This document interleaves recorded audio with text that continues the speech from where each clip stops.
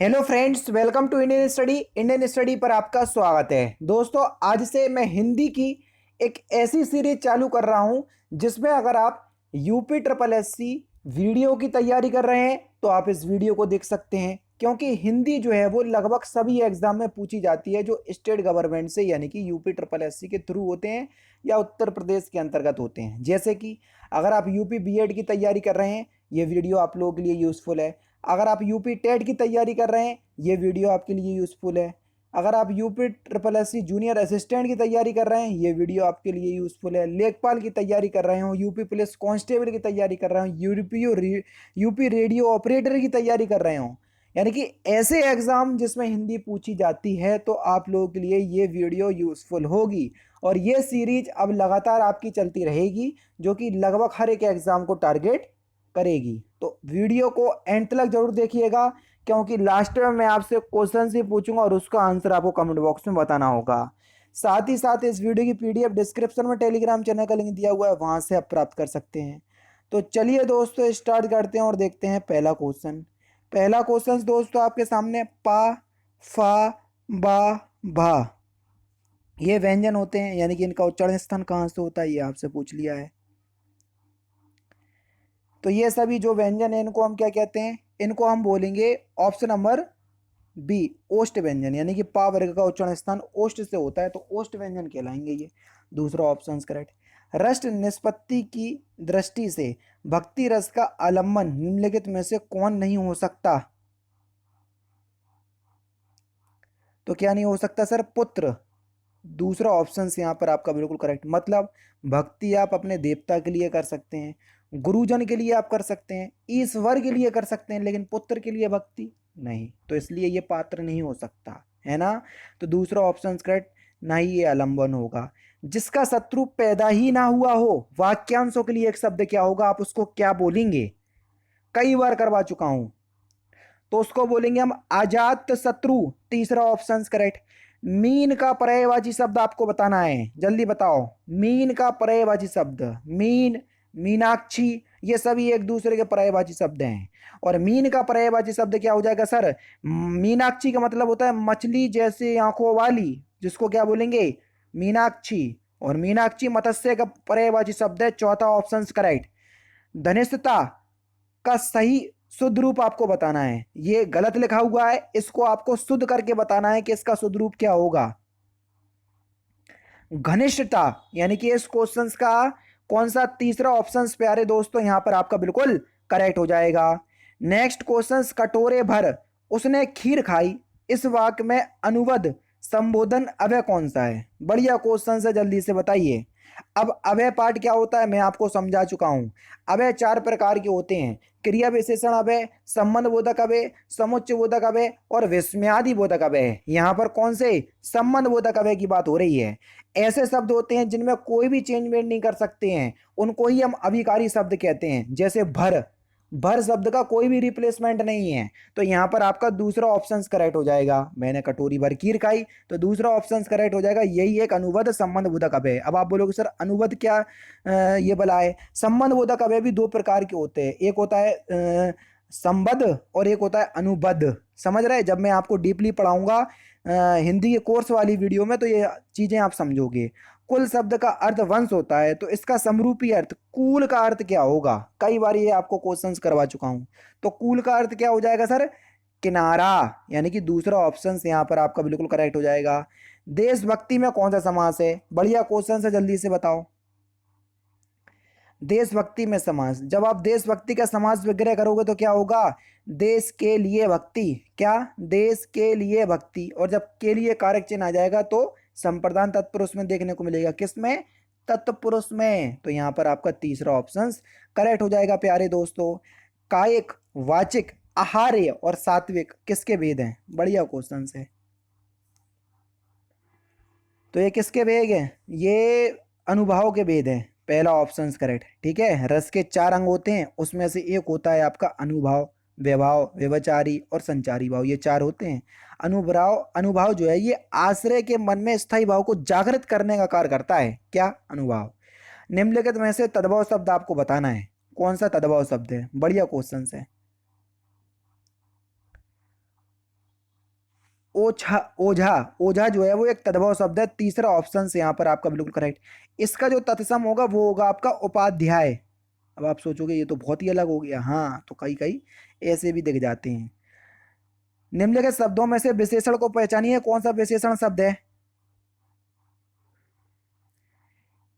ऐतिहासिक एक विशेषण शब्द है। पहला ऑप्शन से यहाँ पर आपका बिल्कुल क्या हो जाएगा सर, करेक्ट हो जाएगा। जैसे ऐतिहासिक उपन्यास, तो देखो उपन्यास की बात हो रही तो ये विशेष हो जाएगा, और इसकी विशेषता है ऐतिहासिक है ये, तो ये विशेषण हो जाएगा। तो विशेषण शब्द हो जाएगा ऐतिहासिक। एग्जाम्पल से आप अच्छे से समझ गए होंगे। अवलंब और अभिलंब शब्द का सही अर्थ एवं आपको बताना है।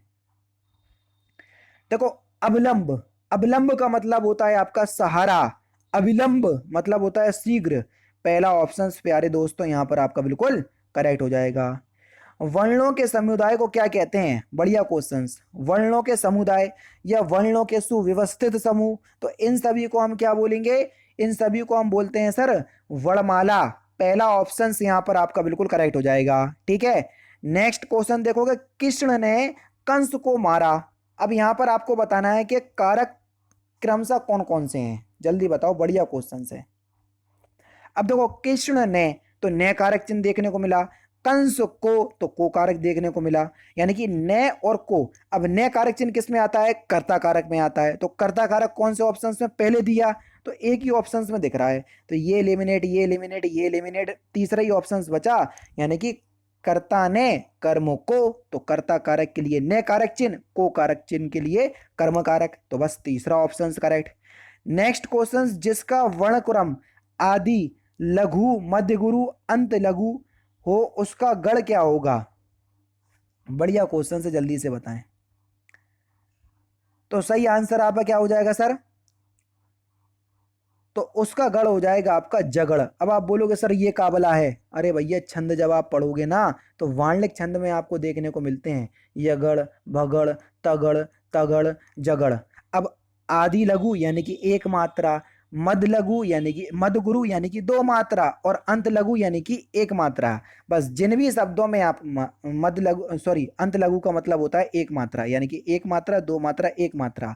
जिन भी शब्द में आपको वार्णिक छंद में ये वाले शब्द आपको देखने को मिले जिसमें पहले एक मात्रा, फिर दो मात्रा और फिर एक मात्रा, तो वहां पर आपका कौन सा छंद होगा? छंद तो आपका वार्णिक ही छंद होगा, वो जगड़ की दृष्टि में आ जाएगा। समझ गए? जब छंद आप अच्छे से पढ़ोगे तो और अच्छे से आपको ये डिस्क्राइब कर दूंगा, फिलहाल आप यही जान लीजिए। शुद्ध वाक्य को चुनिए, कौन सा शुद्ध वाक्य है? वाह कितना सुंदर दृश्य है, दूसरा ऑप्शन करेक्ट। महोत्सव का संधि विच्छेद आपको बताना है, जल्दी बताइए, सिंपल सा क्वेश्चन है। तो महोत्सव का संधि विच्छेद क्या हो जाएगा सर? महा प्लस उत्सव, यानी कि इस क्वेश्चन का कौन सा? दूसरा ऑप्शन से यहां पर आपका बिल्कुल करेक्ट हो जाएगा।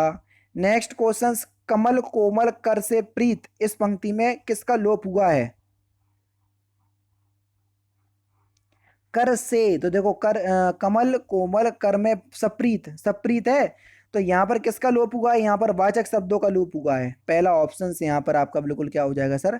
करेक्ट हो जाएगा। ठीक है, ध्यान ध्यान दीजिएगा। ठीक है, तो यहाँ पर आपका वाचक शब्दों का लोप होगा, पहला ऑप्शन से यहाँ पर आपका बिल्कुल करेक्ट हो जाएगा। ठीक है, इव, सम, सो, इति, मिति, ये सभी शब्द वाचक शब्दों की दृष्टि में आते हैं। समझ रहे? चलिए नेक्स्ट क्वेश्चंस की तरफ चलते हैं।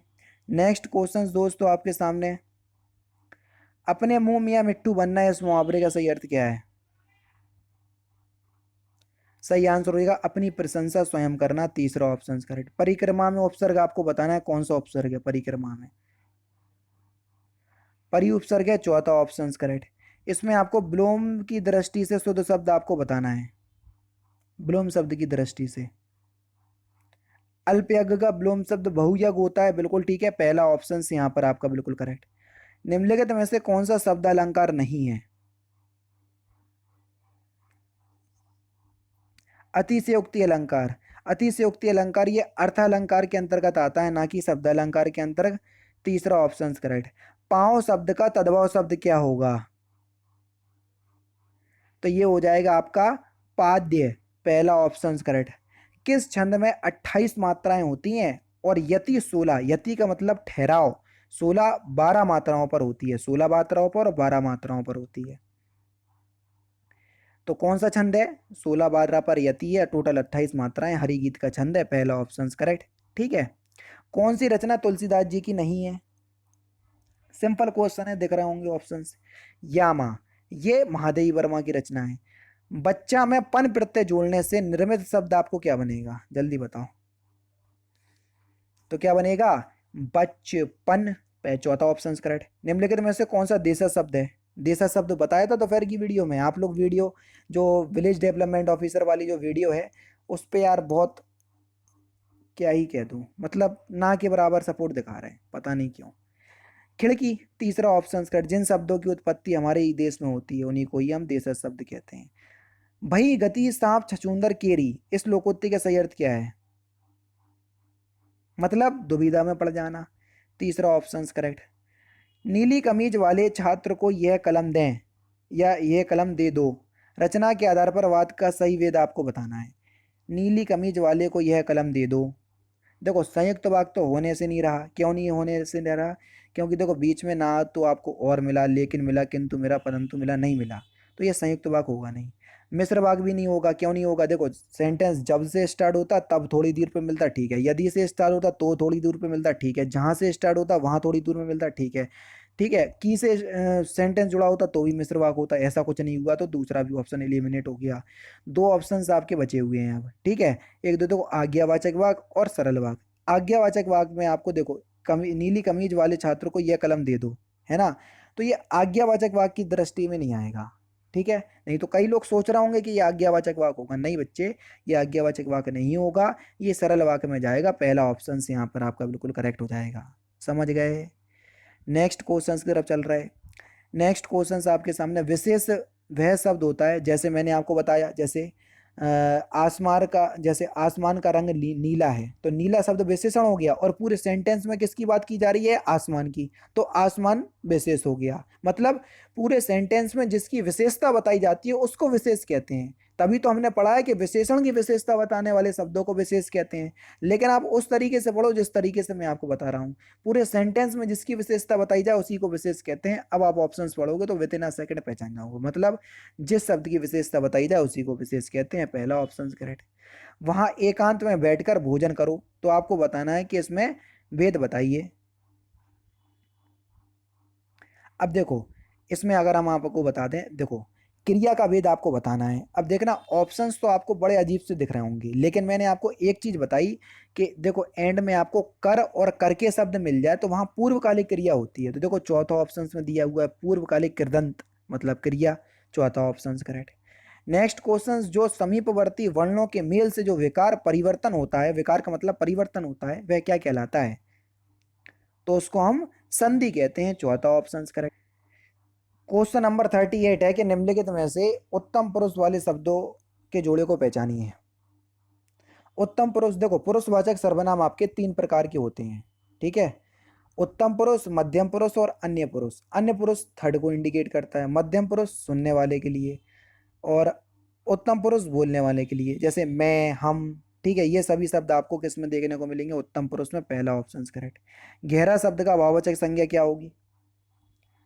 तो गहरा शब्द में आई प्रत्यय लगा दोगे, क्योंकि आई जो है वो भाववाचक संज्ञा के अंतर्गत आता है, पहला ऑप्शन करेक्ट, गहराई। सत्याग्रह का सही समासिक विग्रह क्या होगा? तो इस क्वेश्चन का आंसर आप मुझे कमेंट बॉक्स में बताएंगे, ठीक है। तो दोस्तों ये थे आपके हिंदी के इंपॉर्टेंट क्वेश्चंस, वो लगभग हर उस एग्जाम के लिए इंपॉर्टेंट है जिसमें हिंदी पूछी जाना है। वीडियो अगर आपको अच्छी लगी हो तो प्लीज़ दोस्तों वीडियो को लाइक और शेयर जरूर कर दीजिएगा, और मैं आप लोगों से हाथ जोड़ करके विनती करता हूं कि आप लोग वीडियो को सपोर्ट यानी कि लाइक और शेयर ज़्यादा से ज़्यादा करें, ताकि वीडियो की पहुंच जो है वो दूर तक पहुंचे। बाकी आप अपने इच्छा के मालिक है, जैसा भी आपको ठीक लगे, ठीक है। तो मिलते हैं फिर नेक्स्ट क्लास में, नेक्स्ट सेशन में। जय हिंद, जय भारत।